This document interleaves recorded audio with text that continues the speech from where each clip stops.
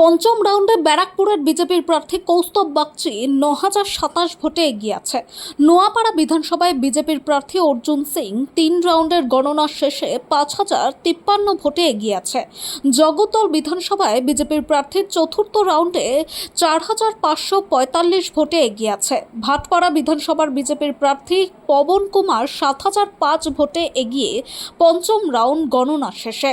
নৈহাটি বিধানসভার বিজেপির প্রার্থী সুমিত্র চট্টোপাধ্যায় পঞ্চম রাউন্ডে ৬,৫০৪ ভোটে এগিয়ে। বীজপুরের বিজেপির প্রার্থী সুদীপ্ত দাস ষষ্ঠ রাউন্ড শেষে ৮,০৪৪ ভোটে এগিয়ে।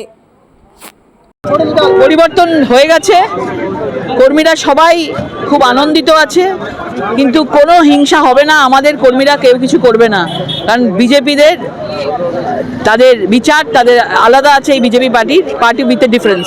সাধারণ মানুষের কি আপনার